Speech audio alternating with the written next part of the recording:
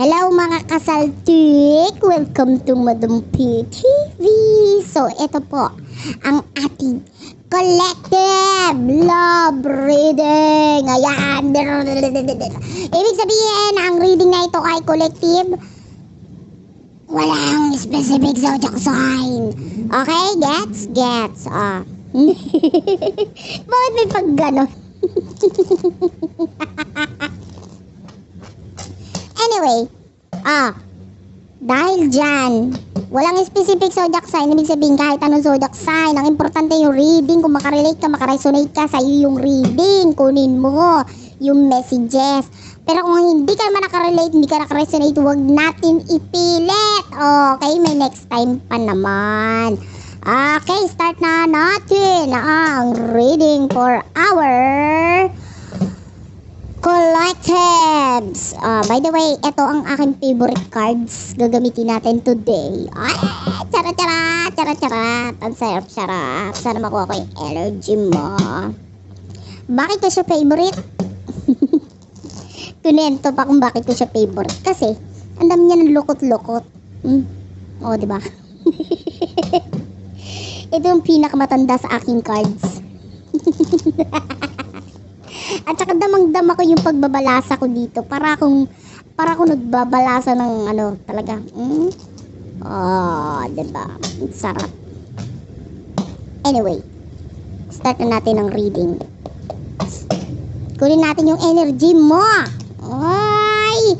The strength card. What's with the strength card? Ay! The King of Swords. Bakit ka nagmamatigas? Bakit mo tinitiis ang person mong minamahal mo pero nilalayuan mo? Ano ba yan? Bakit ka ganyan? Ayaw mo jumugjug? Kunwari ka pa talaga eh. Ikaw naman talaga. Bakit mo tinitiis yung person mo? Chika mo naman.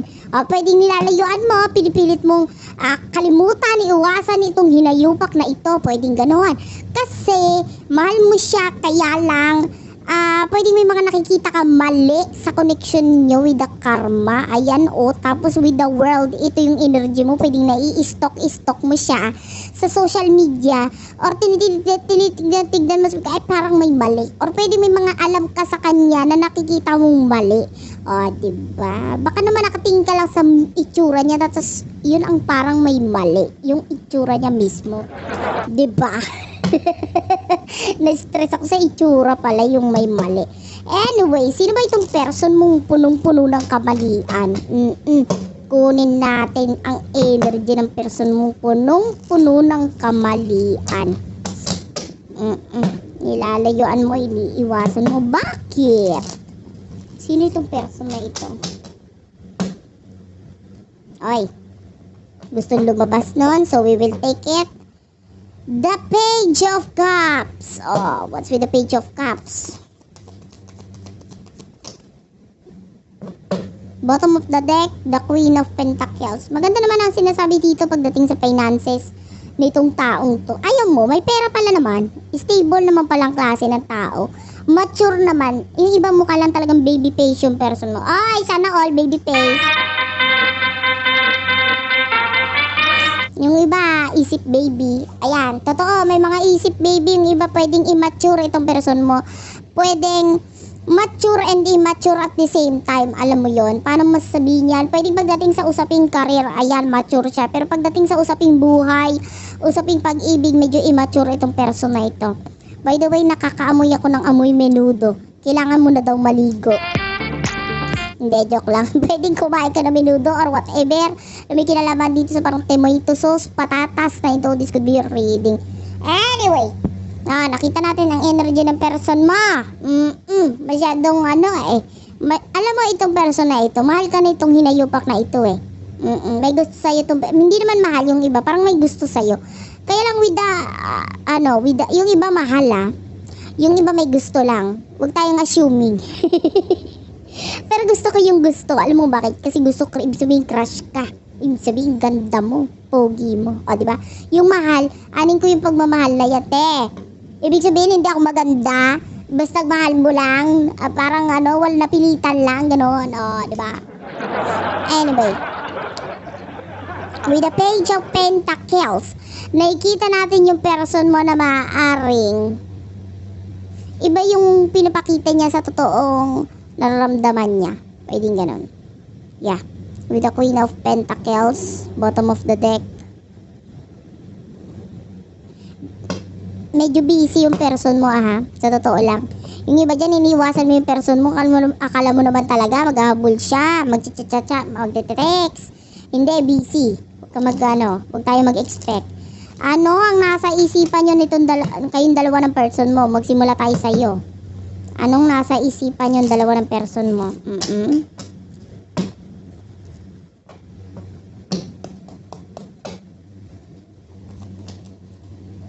Ay, talagang inis na inis ka with the four of swords. So, yamot. Gusto mo layuan. Oo, itong person na na-stress ka rin eh. With the magician. Ayan. Bottom of the deck is the sun for now. Concentrate ka sa pagiging masaya mo ngayon. Positive thinking lang. Kasi ayaw mo dumami wrinkles mo kakaisip dito sa person na ito eh. Pwedeng yung nasa isip mo ngayon, lalayuan ko na, ayoko na talaga, visit siya. Pwedeng ganon. And with the magician, maaaring alam mo na niloloko ka lang nitong person na ito sa way ng kung paano niya i-handle ang sitwasyon. Pwedeng alam mo na hindi siya nagiging totoo sa sarili niya. Alam mo yan. Kasi ano ka eh.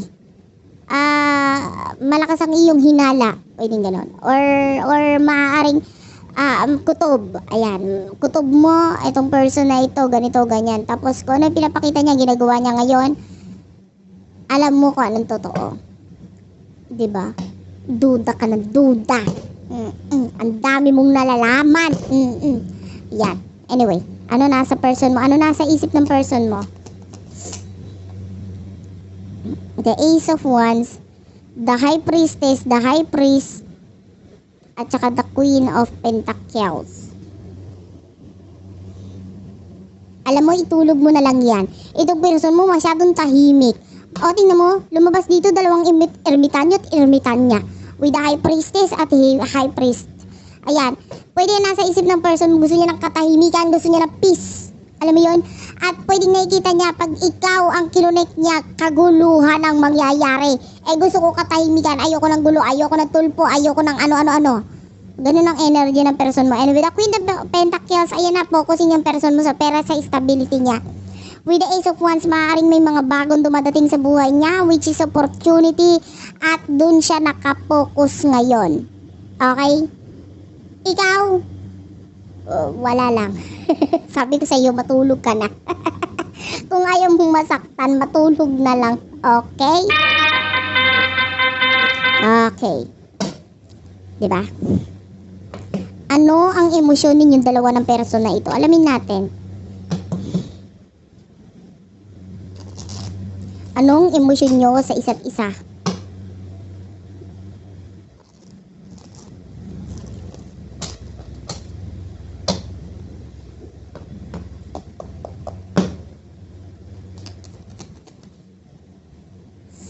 The Three of Cups. One more card.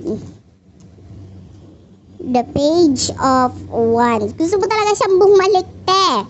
Umiiwas ka pero gusto mo siyang bumalik. Gusto mo siyang makasama ulit or gusto mo if this is an ex, gusto mo siyang makarelasyon ulit. Parang ibibigay mo ang lahat sa kanya with the page, with the Seven of Wands and the Ace of Cups. Itong pagmamahal na to, willing kang ibigay dito sa person na ito pero lumalayo ka. Ano bang trip mo, te? Sumisinghot ka ba talaga ng rugby? Lumalayo ka. Mahal mo naman pala yung person mo. Parang naghihintay ka ng message, connection sa inyong dalawa. Ano na, te? Bakit hindi ikaw mag-message or mag-chat? Yung iba nag-chat pero scene mode, ganun. Pwedeng may ganong energy, ha? Ano naman ang emosyon ng person na ito para sa iyo? Meron dito the shadow side. Ay, bakit? Nine of Wands. The Eight of Swords. Daming problema, te. nakikita natin dito na yung emosyon ng person mo sa'yo na parang siraulo lang with the shadow side. Gulong-gulo, sa totoo lang, gulong-gulo yung emosyon niya. Kasi ang dami niya nakikitang mali sa connection na ito. Na hindi pwede, na bawal, ganyan. Parang kang ipinagbabawal na gamot, ganon. Parang tingin niya sa'yo, bawal. Okay? And with the 8 of Swords, nakikita natin na pagpipigil nitong person na ito, lalo na kung may karmic relationship na involved dito. With the Death card, tapusin nyo, kung tatapusin nyo, gano'n, hindi yung isasaling ket-ket nyo ko, pwedeng gano'n, para dun sa iba. And also, ayan, pakiramdam niya mali. So, yun na, puro problema ang nakikita nitong person na ito sa connection ninyong dalawa. Although, gusto niya ng changes, gusto niya ng pagbabago, maaaring kahit paano itong person na ito nagmamahal or gusto ka nga nitong person na ito, kaya lang, mali. Bawal. Diba? Anong mangyayari in the near future? Ganyan mag-isip yung person mo, parang tanga lang. Diba? Alamin natin. Ano mangyayari in the near future? Okay? Gusto na naman lumabas. Sabi ko sa iyo, we do have here karma. Ano mangyayari ngayon sa in the near future na yan? Ay, the 4 of Wands. Ngayon. The Empress. Oy. The Ace of Cups. Oy. The 2 of Swords. One more card. Yun na. Lumabas na yung isa. Ito yung lumabas. The 2 of Wands. Ayan! In the near future, nakikita natin yung person mo hindi nagiging masaya. Lalo na kung may other person na involved dito na pwedeng kasal sila. Hindi siya nagiging masaya doon sa person niya. Para siya nalugi. Lugi talaga siya. Alam ba yun? Kasi with the 2 of Wands, maaaring pakiramdam niya mali ang napili niya. Ngayon, dahil mali, ikaw ang tama. Ganon, or may tama. Ngayon, with the Empress, nakikita naman natin that you're looking so beautiful, sexy. Alam mo yun? Ang tawag dito, perfect. Ganon. May pa-perfect, no? Hindi, nagiging maganda, nagiging maayos, nagiging... Sorry, naubo. Anyway, naging maayos ka with the Ace of Cups. Nagkakaroon tayo ng new love dito ngayon. Kaya lang nagkakaroon ka ng pagdedesisyon kasi dalawa na yung person na kakonek mo. May new person na dumadating sa buhay mo. Tapos yung person mo, ito na. Nung dahil lumayo ka, kinatop mo, no? Nakikita natin nung tinapos mo, nung ikaw naman ang lumayo, siya naman ang bumabalik dito.